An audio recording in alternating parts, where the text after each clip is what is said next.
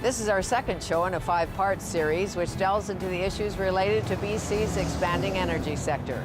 Hi, I'm Fanny Kiefer. Today we're in Fort St. John. It's a community which has experienced extensive growth, much of it due to energy expansion. In this show, we look at the pros, cons, and concerns that surround hydraulic fracturing and its role in natural gas production. We'll also talk job potential in the piece, what skills are needed to work in the energy field, and we'll hear from workers, landowners, and environmentalists too, as we strive to find a balance. Fort St. John boasts several post-secondary facilities. One is Northern Lights College, where our panel has gathered today. Before we go inside to meet the group, let's set the scene for one of the topics we'll be exploring, hydraulic fracturing. Hydraulic fracturing is a process of pumping water, sand, and a small amount of additives down the wellbore at a high rate and pressure to crack the rock open so that the natural gas can then flow back through these fractures to the wellbore.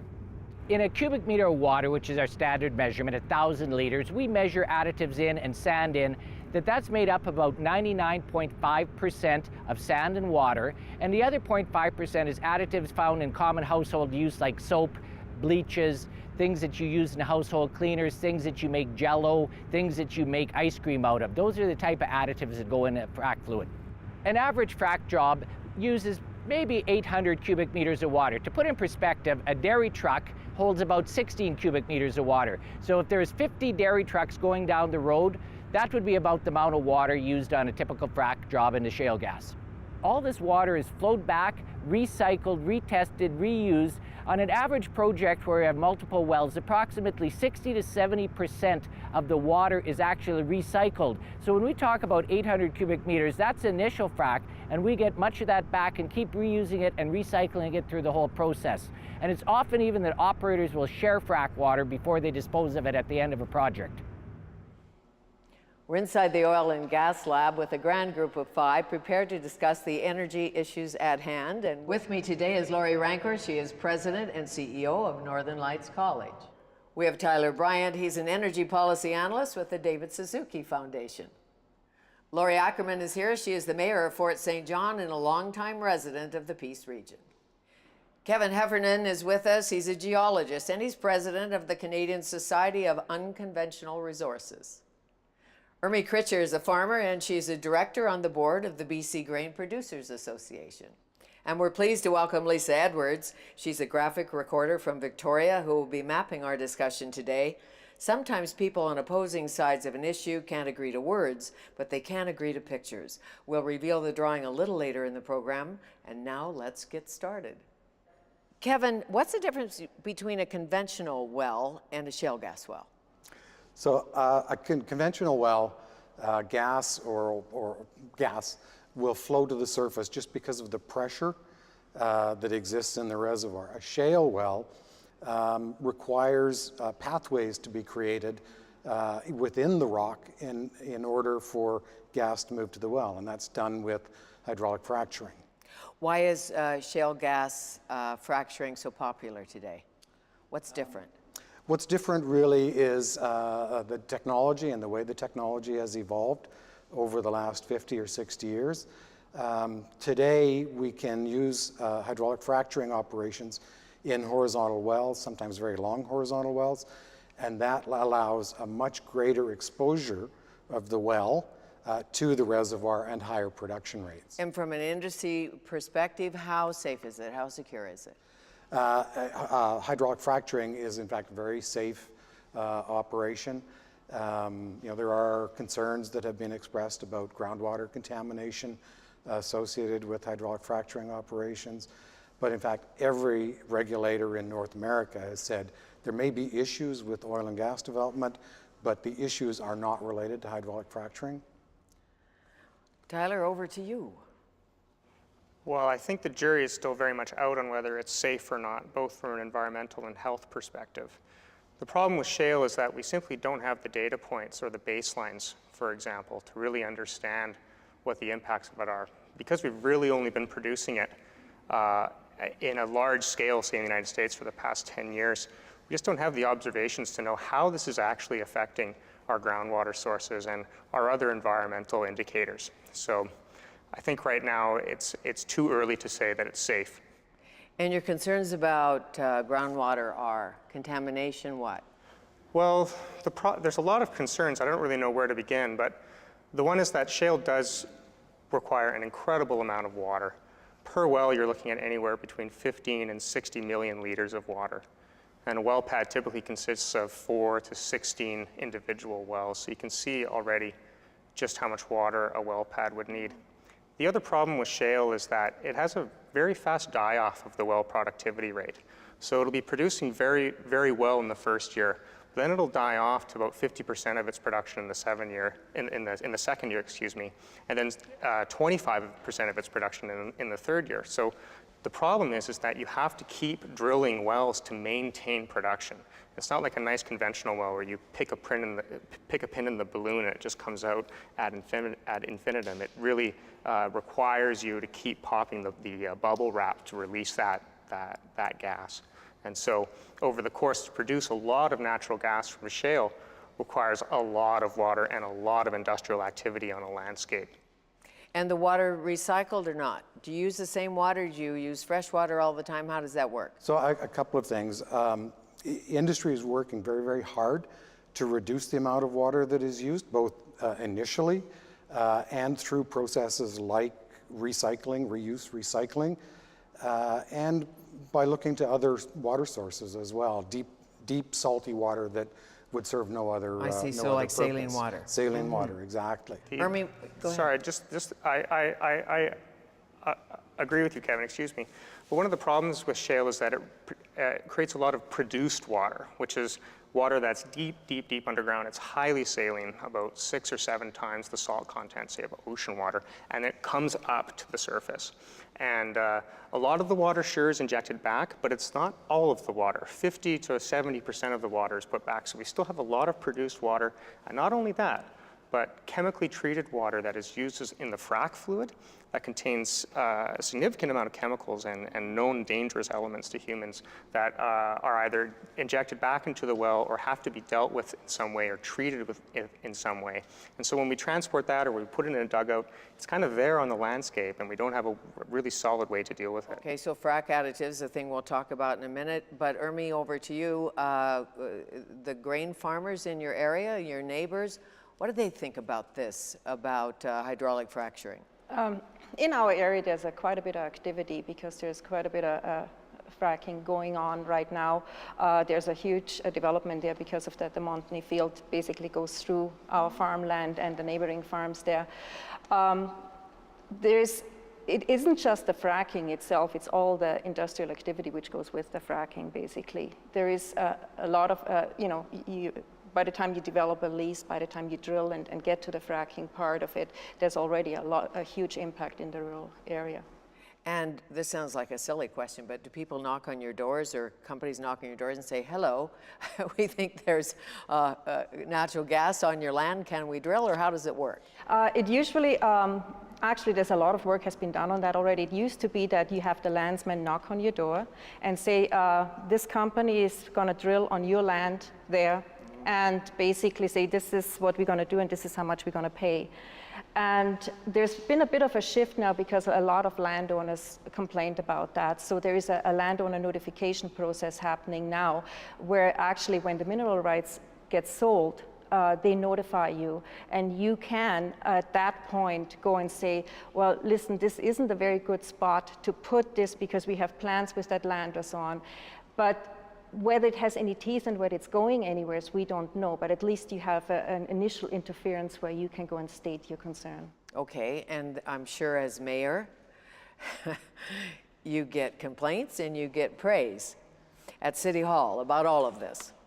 Yes, actually, as a director on the regional district as well that looks after the rural area, we do, and we have actually supported a farmer's advocate office for that reason, and we believe that that particular farmer's advocate has been able to iron out some of the issues that are happening with our landowners. Right, because private land, public land, you don't own those rights, right? No.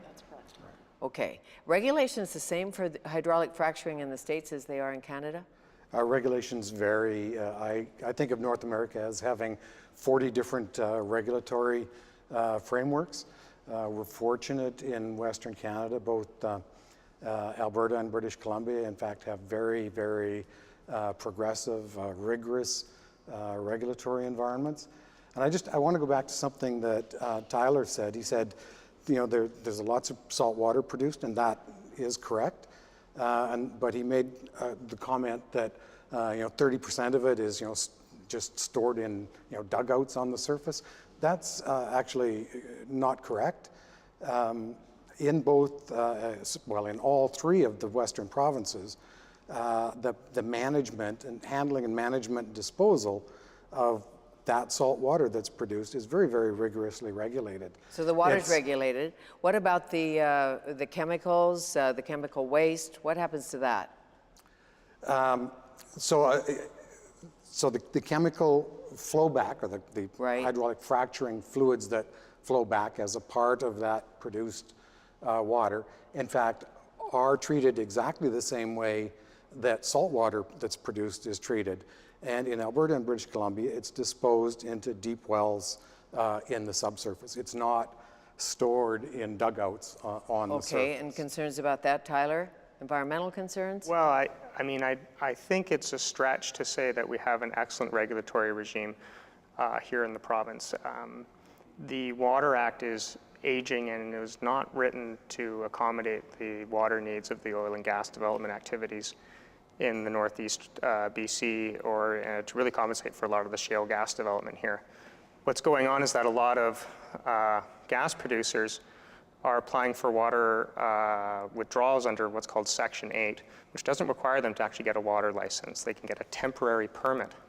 And almost all shale gas producers are resorting to use these, and it's a much less stringent and way to get water withdrawal licenses. The other issue is that oil and gas producers can simply acquire their water from bodies that are not regulated, such as the city of Dawson Creek, for example. They can just buy bulk water purchases that aren't covered, say, by the Oil and Gas Commission. Okay, so something to pay attention to. So these are major gaps in the regulations. And so I would say that the province of BC is looking to modernize the Water Act, but we really do not have a way to deal with the amount of water withdrawals right now with the specter of a huge booming shale industry. Okay, and the mayor can have some influence on that, on modernizing the Water Act, perhaps not, but I know you have lots of opinion.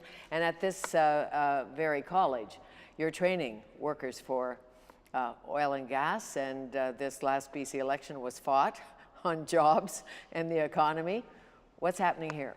We're very busy, and it goes beyond this region. As a nation, we're facing a skills gap. We've got industries that are booming across the country in different areas, and an aging population. We're looking at retirements. There are studies that have been put out. One that's often quoted was put out by Rick Miner, who was a past college president, wrote a piece called "People Without Jobs and Jobs Without People."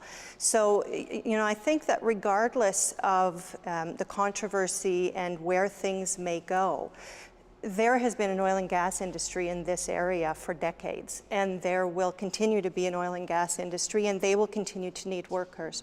So we have to work to get particularly local people educated to access the jobs. Okay, and as training develops, it obviously develops in a way that's responsible, I'm assuming. Absolutely. Right? I mean, well, and when you get out, you actually get a job, and a permanent job, you hope, maybe 75,000 jobs if you believe the BC Jobs Plan. Yes, and we're, as an educational institution, we need to remain plugged in to industry and to the labor market projections. That's key. I mean, and it always is a challenge, but we have, locally, we have a Northeast Regional Workforce Table, which is comprised of education representatives from the post-secondary and the school district level. We've got industry on that, different levels of community organizations, employment connections. It's that communication and staying up to date with where things are going that remains key. The industry linkages and the up-to-date discussions and maintaining those relationships are the only way that we're going to make sure we're adjusting to the needs as And they we evolve. live in a changing world, as we all know. An effort to decarbonize, to not put so much carbon into the atmosphere, everybody agrees, I'm assuming here, that that's a good thing, and certainly as a farmer, steward of the land. Yes, we are doing our part. I mean, most of our equipment is converted now to lower the emissions, and we are zero tilling now on our land to make less passes. We do best management practices on our farms. So yes, we are definitely part of that. We could be more part of the solution if we could plant basically crops which actually take carbon out and would get paid like in carbon credits. Okay, is there such a thing as a natural gas tractor, perhaps? Not yet. No biofuels. Probably is. Is there? Yeah, and there is an emerging industry. I would go biofuels. One of the great success stories of the BC economy is Westport Innovations, which has made a natural gas powertrain for heavy-duty vehicles. And that can reduce the greenhouse gas emissions of a regular heavy-duty fleet by about 20%. So, and Westport is one of the fastest growing companies in BC right now. So it goes to show that investing in carbon saving or cleaner technology actually is a pathway to job growth as well. And what does it mean to this community? Well, I think that, first of all, I don't know anyone who gets up in the morning and tries to figure out how they can screw up their child's life. And so we are all trying to leave a lighter footprint. And this particular industry is really plugged into the community. And we connect with our all of the producers here, as well as the transmission pipeline companies, et cetera. So they're all working towards being more efficient, effective, and leaving a lighter footprint. That's included in the training. It's brought in every different area. It's important to the community because it enables our small and medium-sized enterprises to take a look at what some of the issues are and find a way to be more efficient and effective. And I know several entrepreneurs in Fort St. John who have created intellectual property, and that creates wealth in the community. And it's really important to have that wealth generation in British Columbia. This is a resource that we need to take advantage of without diminishing our children's opportunities. And balancing the environment and the economy, obviously. I totally agree with that sentiment. I wish that industry would actually take that up, though. I mean, the largest carbon subsidy going on in this province right now is about $180 million to the natural gas processors and extractors for not having to pay for their fugitive emissions. So the Spectra energy plants are venting CO2 and methane that's stripped from the raw gas, and they don't have to pay a single dollar of carbon price for that, whereas all the rest of BCers, for any amount of fossil fuels that we consume or any amount of GHGs that we emit to the atmosphere, we have to pay for. So if the industry was really serious about reducing its carbon footprint, why is it not paying the carbon tax on its fugitive emissions? Well, and if I could, I firmly believe that this is a conversation really that's been on the forefront of a lot of newspapers and media around the world. And we really do need to sink our teeth into it, but it's relatively new, really. Sure, we need public consultation and process and truth and all of that. Kevin, what rings a bell for you here? Well, first of all, I agree with Mayor Ackerman.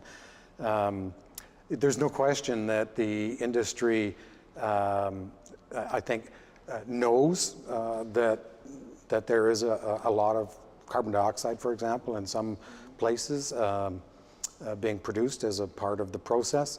But I think it's also fair to say that there's a lot of effort going into understanding, determining how best to deal with that. It's not a hidden issue. It's an issue that I think government and industry are grappling with. In fact, though, the industry knows exactly how to deal with it. I mean, they've been sequestering acid gas in Alberta for 30, 35 years. It's essentially the same technology to take CO2 gas and reinsert it back into the wells. That's called carbon capture and storage. This technology is available, it's relatively cheap, and they can do it right now.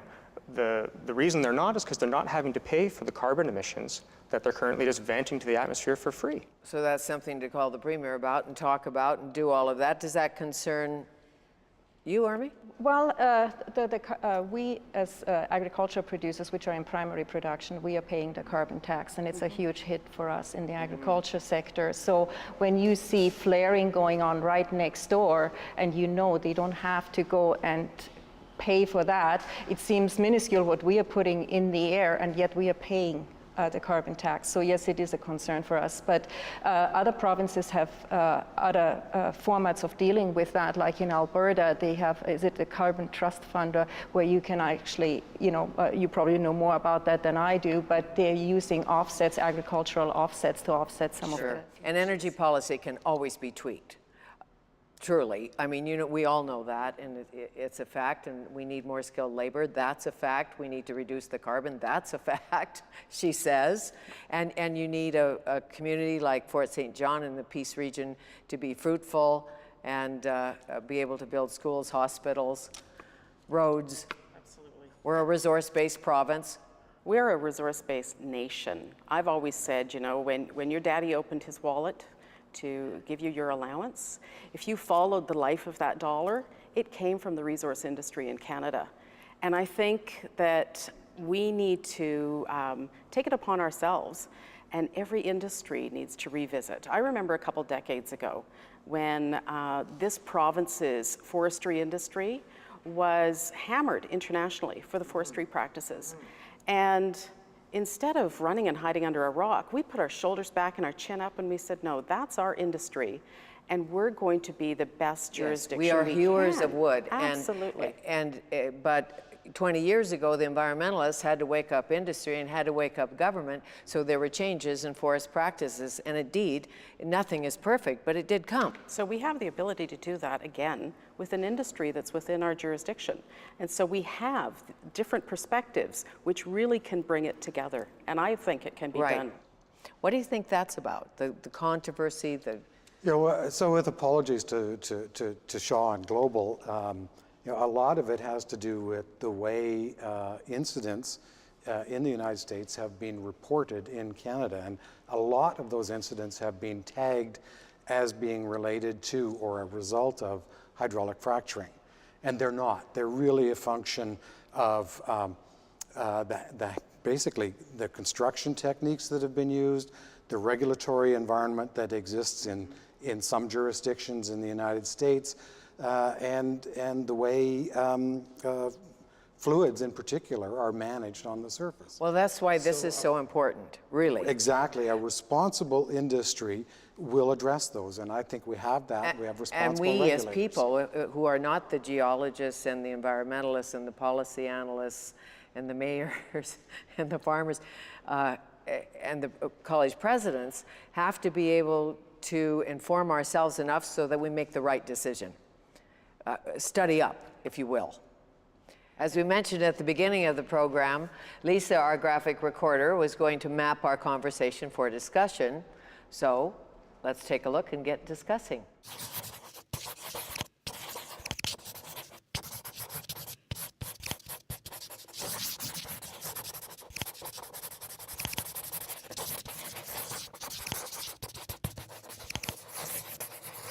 As you look at this chart, what comes to mind?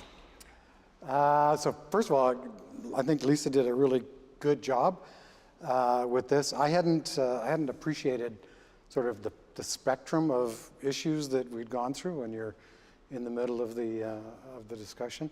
But there are a couple of things that jumped out at me when I looked at this. And the first is just a comment. One comment: production dies off quickly.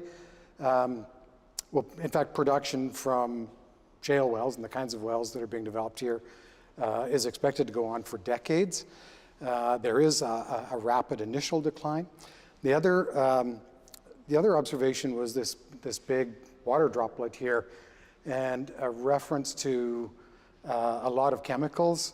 I don't know where that's coming from really. That's certainly a perception. Typically about 0.5% of the fluid is chemicals, and they're chemicals that are almost entirely used. They're under your kitchen sink. They're used at swimming pools and water treatment plants, or they're used in food production. So I think it was a comment from Tyler, and I'm just wondering sort of what he's getting at with that, lots of chemicals. It's also all, the chemical list's available publicly as well. Yeah, the chemicals are available publicly, and I would encourage British Columbians to look it up at fracfocus.ca. But I do know that the fracking fluid does contain a considerable amount of chemicals, and provided that we account for them, we need to understand if they're safe.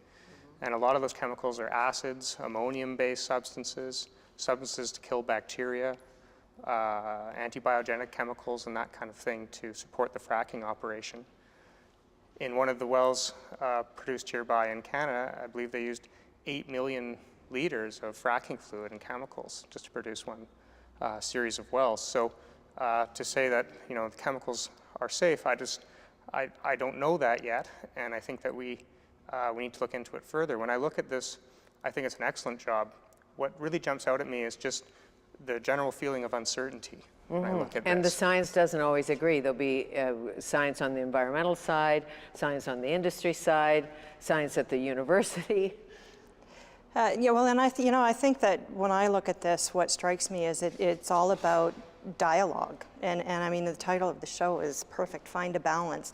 I think we need to continue these kinds of dialogues. And when I look at the graphic representation of the skills gap, I think that there's also probably a knowledge gap. So, there's education from the perspective of making sure that as a society, we are up to date on the facts and the education about it. And then there's also the training aspect, where we need young people coming up to be trained so that they understand this and that they're prepared to work in the industries as they evolve. And I mean, that's from the oil and gas perspective into the clean energy technologies and beyond becomes critical for us. And Mayor, what's running through your mind? Actually, I really like what we have in front of us, and what I admire probably the most, other than the dialogue that we had, was find the balance with the Northern Lights and the trees there. And the North really has an opportunity to change the conversation in this province. And when I hear Kevin speak about his knowledge with unconventional resources, and I listen to Tyler saying that we don't know things yet, and so we do need to search that out. And what I see here really moving forward is success. And when we come together and we talk about how to make things better, I really believe that as Canadians we can do that very well. And Ermi, from a farm perspective? Just looking at this, there's a lot of things which resonate with me, like especially the water use, and now that the chemicals was always a concern for us living in the rural areas and having wells there and stuff. And I did go on that website and I looked at what the components were. And to be honest with you, as a layman, I don't really understand all of it and what the implications potentially could be for our water sources out in the rural areas. And as we get more educated and more informed, we make better decisions. That's what success is, right? Well, let's end it on your note, Mayor. Success. Success. And I think we can do it. Okay. Well, it's been a great discussion today at Northern Lights College. Please join our conversation online, and don't forget to join us for the next Find a Balance. Thanks for watching.